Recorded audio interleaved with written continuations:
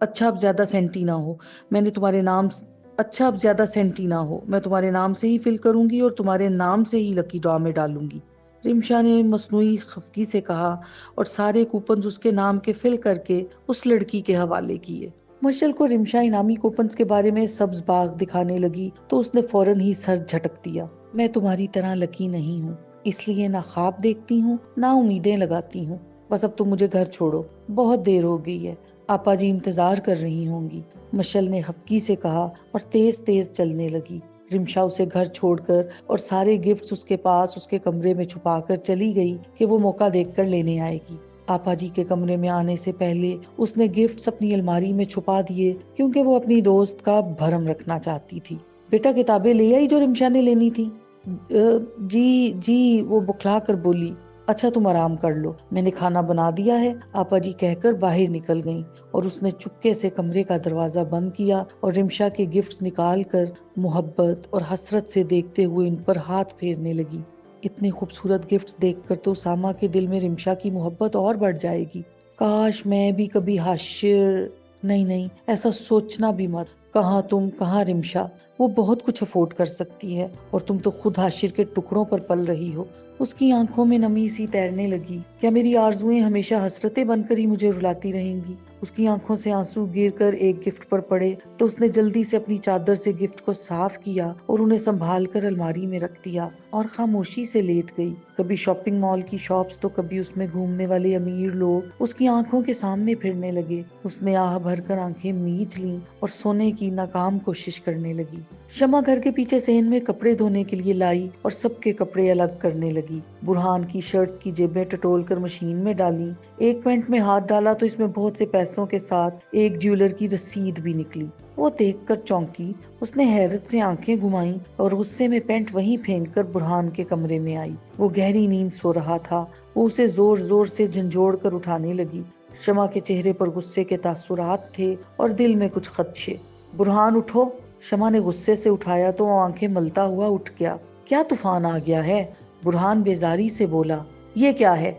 शमा ने रसीद आगे करके पूछा तो बुरहान एकदम घबराकर चेयर की तरफ देखने लगा जहां उसने अपनी पैंट उतार कर रखी थी। यहाँ मेरी पैंट थी।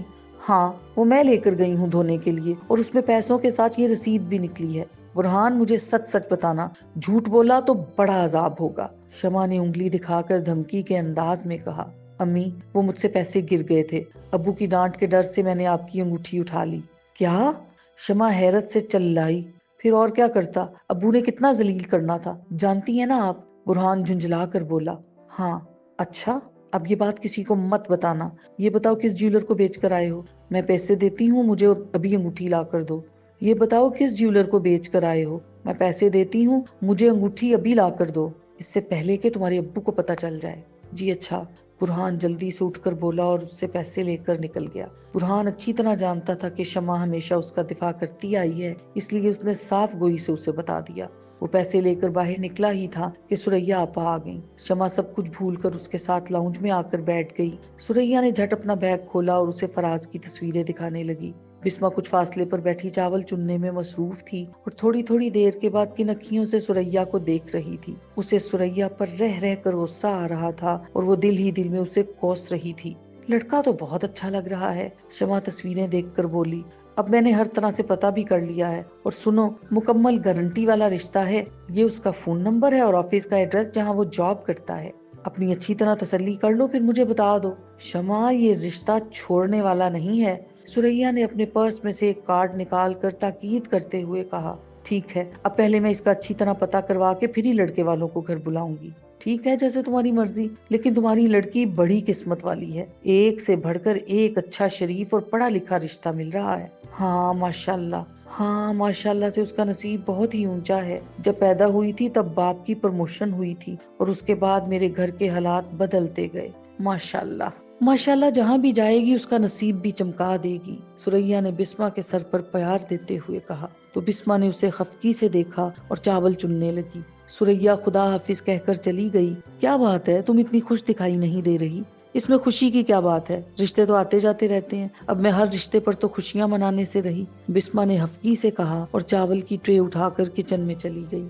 آپا جی سبزی کی ٹوکری پکڑے چادر لپیٹے گلی میں داخل ہوئیں تو برہان کچھ آوارہ لڑکوں کے ساتھ گلی میں کھڑا کہکہے لگا رہا تھا۔ آپا جی نے ایک رخ خفگی سے اسے دیکھا۔ انہیں ہمیشہ برہان کا آوارہ لڑکوں کے ساتھ گھومنا پھرنا سخت ناپسند رہا تھا۔ برہان، تم یہاں کیا کر رہے ہو؟ اب تو کچھ پڑھ لو، ہر وقت گلی میں پھرتے رہتے ہو، پہلے بھی فیل ہوئے، ابھی کوئی خیال کرو، چلو گھر جا کر پڑھائی کرو۔ آپا جی غصے سے کہہ کر چلی گئیں تو برہان انہیں غصے سے گھورنے لگا۔ یار، ہر کوئی تیری بےزتی ہی کر جاتا ہے، پہلے تیرے کزن نے کی، پھر اب تیری دادی نے۔ یار یہ تیری دادی ہیں یا جلاد؟ ایک لڑکے نے ہنس کر اس کے بازو پر ہاتھ مارتے ہوئے کہا تو برہان نے غصے سے جیب میں سے سگریٹ نکال کر اسے سلگایا۔ ویسے یہ تمہاری سگی دادی ہے نا، اور تم اس کے سگے پوتے ہی ہو نا، زیادہ بکواس نہ کرو، خامخواہ میں ٹر ٹر کر رہے ہو۔ برہان غصے سے بولا، یار کس بات کا اتنا غصہ کر رہے ہو؟ ویسے یہ تو بتا، تمہاری دادی نے تمہاری اتنی بےزتی کیوں کی؟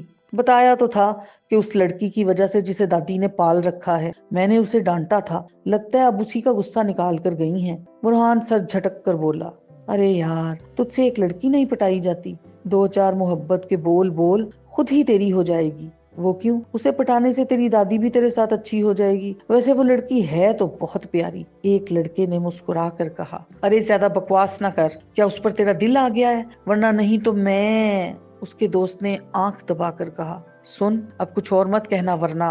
برہان نے خفگی سے کہا، اچھا نہیں کہتا، چل تو ہی پٹا لے۔ وہ ہنستے ہوئے بولا تو برہان پاؤں پٹکتا ہوا وہاں سے چلا گیا۔ ارمان آفس سے آنے کے بعد عریشہ کے پاس صوفے پر بیٹھا تھا۔ عریشہ افطاری کے لیے ٹیبل پر فروٹ چاٹ کے لیے پھل کاٹ رہی تھی۔ وہ خوب بن سنور کر بیٹھی تھی، شوہر کو مٹھی میں کرنے کے وہ سارے گر آزما رہی تھی جو اس نے بڑی عورتوں سے سنے تھے۔ ان میں سرے فہرست شوہر کے آنے سے پہلے بننا سنورنا تھا۔ لگتا ہے آج جناب کا موڈ بہت خوشگوار ہے، ارمان نے مسکرا کر کہا۔ کیوں؟ عریشہ نے تیزی سے پھل کاٹتے ہوئے مسکرا کر پوچھا۔ بھئی اسپیشل فروٹ چاٹ بن رہی ہے، کھانا بھی اہتمام سے بنایا ہے۔ عریشہ نے مسکرا کر کہا، کیوں؟ کیا آج تمہاری برتھ ڈے ہے؟ میری تو بالکل بھی نہیں۔ ارمان نے آنکھیں گھما کر نفی میں سر ہلا کر کہا، یوں ہی تمہیں خوش کرنے کے لیے، پھر تمہاری شکایتیں لگاتے رہتے ہو میں گھر میں کچھ نہیں بناتی۔ آج خوب بنایا ہے۔ ارے واہ، زبردست، خوب مزہ آئے گا۔ ارمان خوش ہو کر بولا کہ ایک دم باہر ڈور بیل بجی۔ یہ کون آ گیا؟ میں دیکھتا ہوں، ارمان نے کہا اور جا کر فلیٹ کا دروازہ کھولا۔ سامنے خوبصورت پرکشش سمارٹ سی ہانیہ ٹرے لیے کھڑی تھی۔ وہ بہت خوبصورت لگ رہی تھی۔ ارمان اسے دیکھ کر چونکا۔ جی؟ ارمان نے حیرت سے پوچھا۔ السلام علیکم، میں ہانیہ ہوں، یہاں سے 2-3 فلیٹس چھوڑ کر ہمارا فلیٹ ہے، میں یہ ٹرائفل دینے آئی ہوں۔ ہم لوگ اس بلڈنگ میں کچھ روز پہلے ہی شفٹ ہوئے ہیں، تو ہر روز کسی نہ کسی کے گھر کوئی ڈش بنا کر بھیجتے ہیں، اس طرح انٹروڈکشن بھی ہو جاتا ہے اور آنا جانا بھی۔ اس نے مسکراتے ہوئے کہا، تھینک یو ویری مچ، آپ اندر آئیں، میری وائف سے ملیں۔ ارمان ٹرے پکڑ کر بولا، نہیں، پھر کبھی صحیح، فری ٹائم میں آپ کی وائف سے آ کر ملوں گی، ہانیہ کہہ کر مسکراتے ہوئے چلی گئی اور ارمان ٹرے پکڑ کر اندر آیا۔ کون تھا؟ تھا نہیں، تھی، ہماری نیبر، یہ ٹرائفل دے کر گئی ہے، ارمان نے ٹیبل پر ٹرے رکھتے ہوئے کہا۔ حیرت ہے، تم نے اسے اندر آنے کو نہیں بولا؟ بولا تھا، مگر کہنے لگی پھر آؤں گی۔ نام نہیں بتایا؟ ہانیہ، ارمان نے ایک دم جلدی سے کہا تو عریشہ نے معنی خیز انداز میں دیکھا۔ ارے واہ، تمہیں تو ایک ہی بار میں اس کا نام یاد ہو گیا۔ یار ابھی تو بتا کر گئی ہے، یاد کیسے نہ رہتا؟ وہ اٹھتے ہوئے بولا، اچھا افطاری کا ٹائم بھی ہونے والا ہے، جلدی فریش ہو جاؤ، عریشہ نے کہا اور اس کے جانے کے بعد ٹرے کو ہٹا کر دیکھا۔ ٹرائفل دیکھنے میں ہی اچھا لگ رہا تھا۔ عریشہ نے منہ بسور کر اسے اٹھا کر فریج میں رکھ دیا اور کچن میں بزی ہو گئی۔ افطاری کا ٹائم ہو رہا تھا۔ ارمان نے فریج میں سے ساری چیزیں نکال کر ٹیبل پر رکھی اور سب سے نیچے پڑا ٹرائفل کا باؤل بھی نکال کر ٹیبل پر رکھا۔ دونوں افطاری کرنے میں مصروف ہو گئے۔ عریشہ اسے بغور دیکھ رہی تھی۔ ارمان صرف ٹرائفل ہی کھا رہا تھا۔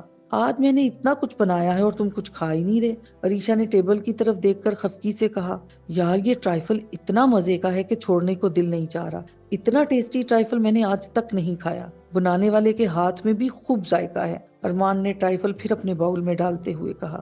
بیوی جو مرضی بنا لے وہ تمہیں اچھا نہیں لگے گا، آئندہ سے اسی ہمسائی کے ہاتھوں کی ہی چیزیں کھانا، عریشہ نے غصے سے کہا اور پاؤں پٹکتی ہوئی کمرے میں چلی گئی۔ عریشہ سنو، میرا یہ مطلب نہیں تھا یار، ارمان نے اس کے پیچھے جاتے ہوئے کہا، مگر اس نے کمرے میں جا کر زور سے دروازہ بند کر لیا اور ارمان دروازہ کھٹکھٹاتا رہ گیا۔ عجیب مصیبت ہے، اپنے سوا کسی کی تعریف برداشت نہیں کر سکتی، خود پسندی کی بھی انتہا ہے۔